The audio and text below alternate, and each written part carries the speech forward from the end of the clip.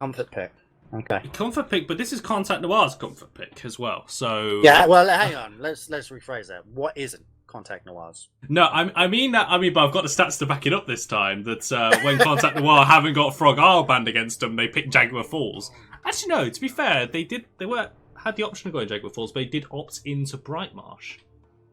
So that's that's a discussion for another time. But anyway, Contact Noir, I'm going to ban away the Willow, ban away that Atlas, and Orphic Gaming will remove the Chubster's signature champion for this week. The Genos is gone.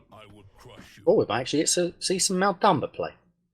I think, yeah, Maldumba would be pretty good. I mean, Furia is open here that Orphic did decide to ban away, but they've gone this time from targeted bans. I think because they're now on red side, they have to go for the go through the motions of the usual red side bans. They have to ban away Mako. They have to ban away that Genos, and this means Saki finally gets a front line that's we know he can perform on, that Ashe.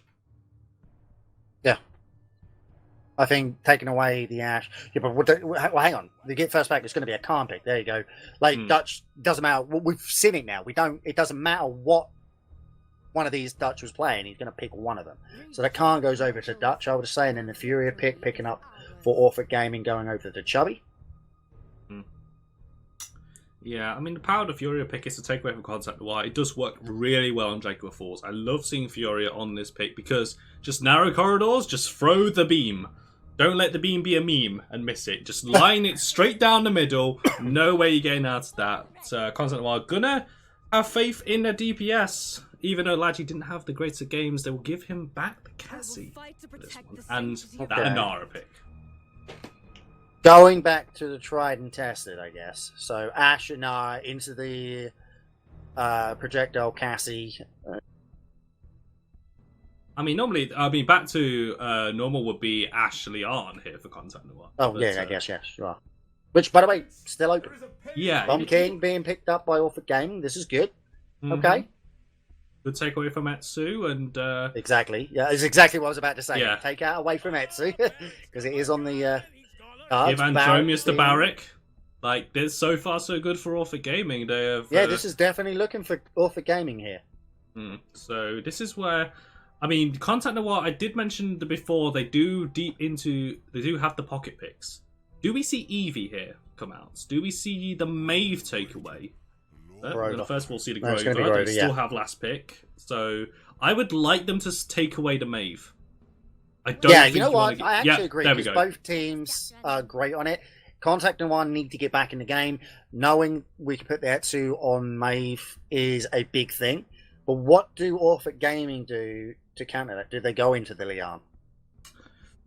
I think Leon would be good. I personally would like to see them go for a flank here. I mean, they will go for Leon. I would have liked to... maybe I've seen the Eevee. I know Neptune, that is a power pick for him. It's something he doesn't bring out very often, but he has got that ready. Because I find that I really like it when if one team picks a flank, it's very much like with the snipers. Normally when you see a Strix, you'll see Kinessa picked up in response. It's a duel between them. And so Contact Noir taking a Maeve, I would like to have seen an Eevee or maybe even a different flank. Dare I say Talus, but I don't know. Actually, you know what? No, Talus would have worked. Yeah, but they will go with it. Yeah, Talus, I think you could have made an argument for Xin as well here. On Jaguar Falls, I mean, there are a few demons for Orphic, for some members on Orphic Gaming with a Xin pick on Jaguar Falls. Well, Clutch Knight now, we recovered it in season 2. Clutch Knight. Yeah, that was a great play. Good throwback there. But yeah, early on, drafts have been rounded out for game number 2. Ooga booga, ladies, gentlemen, and everyone in between. Welcome to game number 2 of the finals here in Magistrates Legacy League Season 3, week number 6. Let's go to the rosters. On the side of Contact Noir, we have Fruze on the Rampa Blooming Grover, Otto on the Mother's Crazy Nara, Etsu playing the Cat Burglar Maeve, Lachie on the Impulse Cassie, and Sarky on the Battering Ram Ash. Please don't give Etsu the Maeve. But what's on Orphic? For Orphic, we have Neptune the Blue playing Royal Subject Bomb King, Andromius playing Tinkering Barrack, Chubby Plum on the Cherish Furia, Dutch Knight, Storm of Bullets Khan, and Maeve on the Eminence Leon. Let's see what they are going to pull out of their hat. I feel with you. The first blood is going through. for Neptune the Blue as he gets through. Etsu will answer truthfully, getting Maeve and Ladgy getting Neptune. Now they're on the back foot, and Contact Noir are back in their usual shape, which is a triangle. I had a brief moment of, Orphic doing it again as soon as Fruz fell to the Neptune the Blue, but yeah, Contact Noir returning the favour. But now we're seeing Chubby Plum full, May taking out Saki, Ladgy returning the favour to Andromedas, Neptune the Blue finishing off Ladgy. 87% for Contact Noir on the point. And this is one of those times where I'm wondering, why didn't Orphic Gaming go for that Ash for Dutch Knight? Because he is on the con right now, and he's not really the main tank, but he is forced into the situation by Contact Noir. And Etsu is pressuring the sides, still playing it safe. They don't want to over-engage, but at the same time, Contact Noir are about to capture the payload. They are not allowed to. Orphic, show me them muscles. Yeah, Andromedas was holding up there on the barrack for a while, but the pressure from Saki on the Ashes comes through, and Contact Noir do capture that point. But what we're seeing is, it's not quite the dominant performance that we're used to with Contact Noir, but now, as soon as they've captured that point, got a few picks, and once again, we're seeing classic CN up into the backlines. We got Ladgy and Etsu pushing hard on the left-hand side here. The Midnight is popped, and now Contact Noir will push. You know what? I actually miss classic Cartoon Network. Oh, you were talking about Contact Noir? Oh, sorry. But the overpower is coming through here from Dutch Knight, and Otto will say goodbye to this cruel world. And with 1.50 minutes left on the payload clock, it does look to be in favor of Contact Noir, but the defense is strong from Orphic, getting 3 out of 5 picks.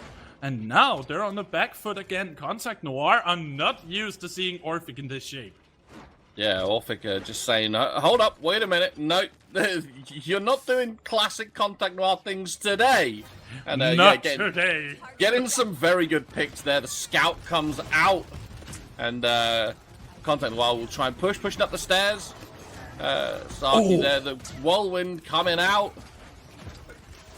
It's the baked pizza as I talked about last time. They're still doing the pizza things over on Orphic, but sadly, the coffee is still stronger than a pizza. A pizza is just full of fat. So, sadly, that's not gonna be in advantage of Orphic in this very case, because it's still slowly baking. It's early game. It needs to bake up. And Contact Noir, they're ready. They're like instant coffee. It's just 3 minutes in a cup. Yeah, let's go. And Contact Noir will convert. Yeah, I mean, that's a comfortable conversion there for Contact Noir. And I mean, it's what we're used to seeing with them on Jaguar Falls. They're very, very, very happy on this map. You know, in any situation. And we're seeing some strong picks here. Saki just pushing hard with the Ash like we see every single time.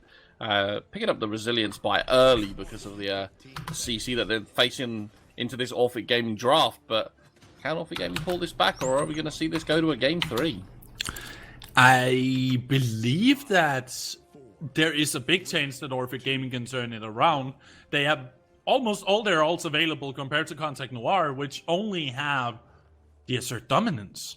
And in this very case, that's good for Orphic. That means that they can pressure freely. They know they have the ult management available if they do wish to do so.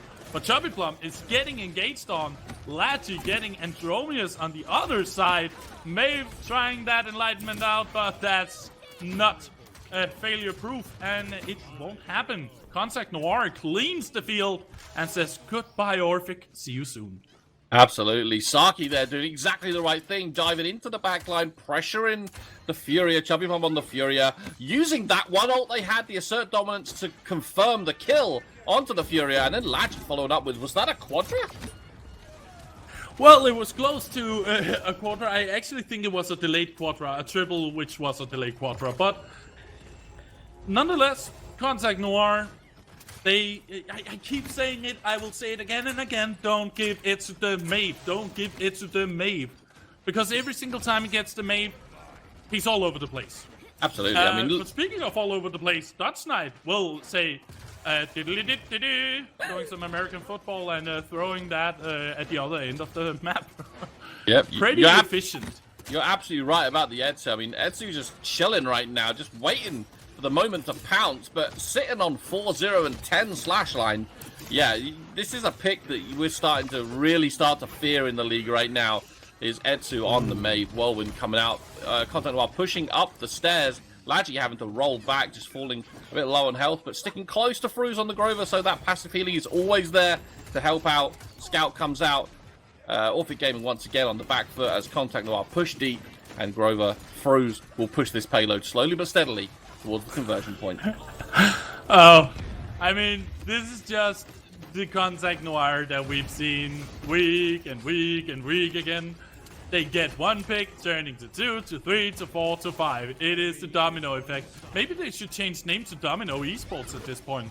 Because when they rock off one of the tiles, then all of the tiles go down.